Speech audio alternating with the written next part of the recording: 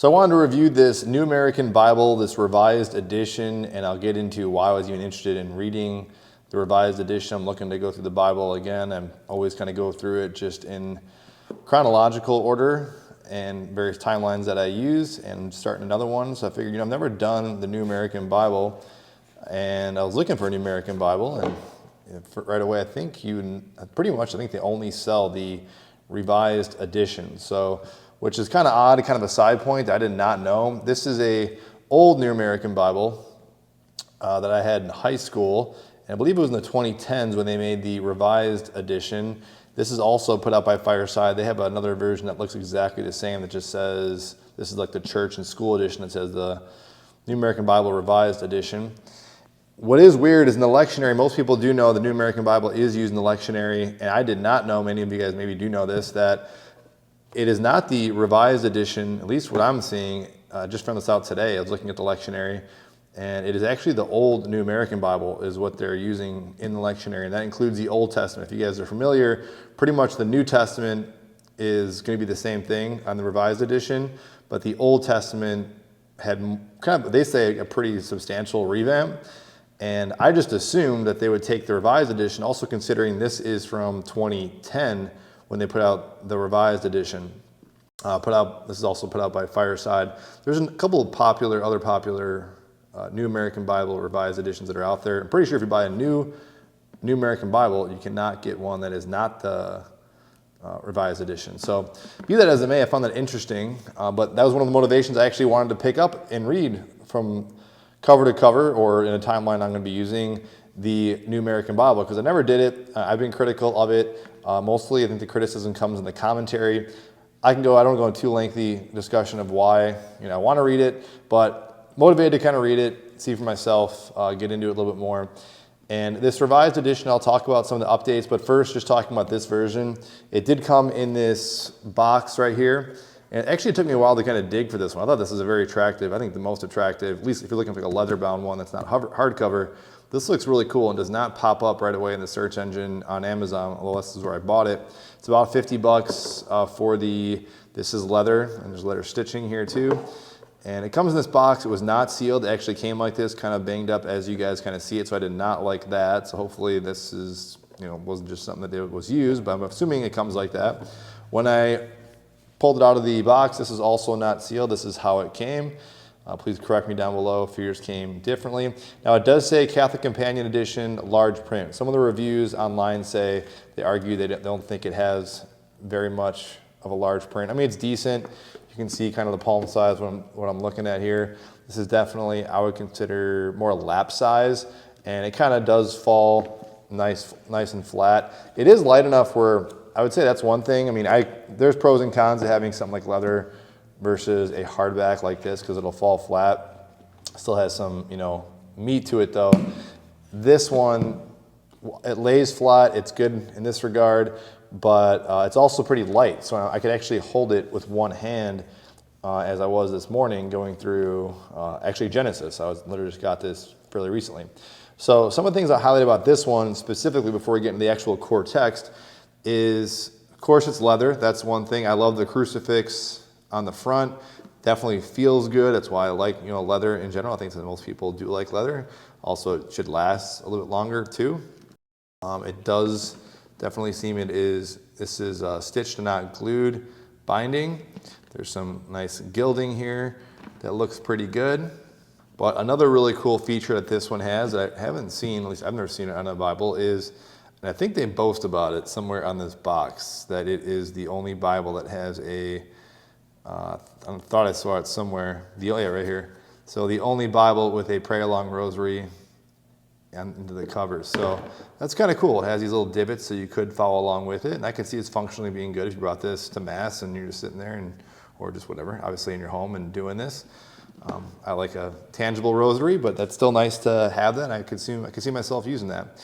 This does pop a little more with the light on it. I don't see, like you're seeing a lot of the kind of creases. You normally do not notice that when it's not in the light. It's much more of a darker black. I'm just noticing that now on the video. When you open it up, it is very similar. I got, some nostalgia. Not that I should have been, but in high school I was not that much into the Bible, but I did love religion class. But I do remember as much as I did not read this as much, that the introduction to the Bible, or I should say I've even gone through this, the introduction to the fireside is pretty similar. So you can see here you got Pope John Paul II, that was who was Pope when I was in high school, and you got this section of popes here, and it gets into the Dogmatic Constitution by Paul VI. This is in a few different Bibles. I'm going to use this for context here in a second, but basically very similar. So it goes through the history of the Bible and the Bible in print. It gets into now from this particular version, New American Bible had this new revised New Testament translation, and it will carry that over now into here. It basically recycles all of that until it now adds a couple more things in here about the new translation. So, and then you can see this here. This is the add-on to the revised edition. Seems like I'm talking about something that's new, and this is still old. This is 2010, but maybe you guys didn't know that, but this is more so it's the Old Testament that was really kind of revamped. Now, one of the criticisms, and I think it says this somewhere, maybe on the some reviews, but the New American Bible gets criticized as being more of a paraphrase type of Bible and not so literal, and that was one of the things they really focused on in this edition, that from what the reviews are saying, that there's very little in the word of paraphrasing. It is trying to make more of a kind of a literal translation. I would say it's much better than the New American Bible, the first version. However, you still have some of these footnotes. These are actually updated in the Old Testament, that I definitely could see that. But right from the beginning, you kind of have to look for it. Some things are verbatim from the Old Testament to this one, but you don't have to, every so often you'll find something that is worded a bit differently. So when I was looking in the lectionary today, there was a verse from Ezekiel, and I could see it was substantially, not that substantial, but I would say there were definitely a few words in one sentence that were different in this new version, the Revised Edition, compared to the New American Bible, which is still used in the lectionary.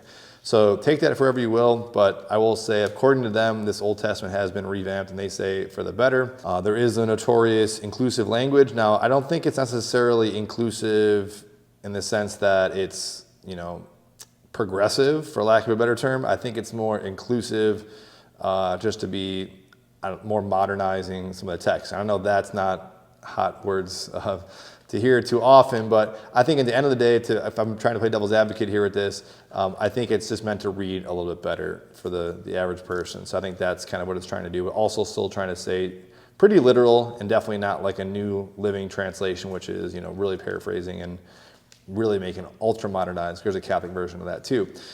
It is not a study Bible, but there are a lot of decent notes that one could argue it is, decent amount of footnotes, for better or for worse. And this has been criticized, that this can be maybe not, it's definitely written by Catholics. I think the large part of that, based on what I'm seeing here, although I could imagine there could be some other influence going on here.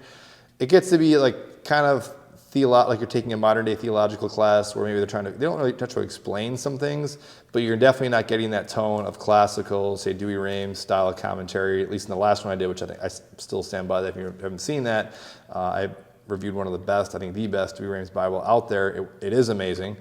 That commentary is just, that's old school to say the least. And there's definitely speculation actually on verses and what they mean, but there's no modernization whatsoever. They don't pull back any punches. I do like this. You can see here that the sides have this, each chapter is kind of, tabbed here on the sides. So you might not need something like, tabs for your Bible. These chapter headings in the Old Testament, these little kind of sub chapters and chapter summaries, like plan of the ark, ratification of the covenant, collection of materials, that will be different. You will see a difference in this version compared to the old New American Bible. Aside from the updated version here, you also do have a Catholic dictionary over here in the back. This also has a list of the current popes in the front too. Also the picture of Pope Francis in the front in case you guys are curious, like the old one had John Paul II. So this Catholic encyclopedia is pretty good. There's also a list of the lectionary readings in the back as well. So if you're curious about that, like I was, if that's going to be in there, that is there. But unfortunately, or fortunately, however you want to look at it, I don't know. I was looking to read, I don't know, I'm kind of weird like that. I was looking to read basically the Bible that's read at Mass. And I would just thought it'd be kind of interesting, which really, if you're going to do that, you have to go find a New American Bible. So I would have saved some money realizing I already had that in the Revised Edition. But since I have this, I likely will be going through this. Interested to hear your thoughts about the Revised Edition if you guys did go through with it. But at the end of the day, I just thought I'd cover this particular version. I think this is one of the best if you were going to pick one up. And I say that more so aesthetically. And I think you're getting the basic, the basic footnotes are going to be pretty much identical. It's just in the layout, the way it looks. Love the crucifix there in the front. Love the rosary in the back. It's definitely a light, definitely one of these kind of travel Bibles. It is, I will say this too, this is something, the pages are very thin. I mean, a little more, obviously all Bible pages are thin, but this is something where I could see this kind of bleeding through versus this older one still had, well, it's of course thin, definitely more of a thicker kind of page there. Any questions about this, let me know. Happy to update it.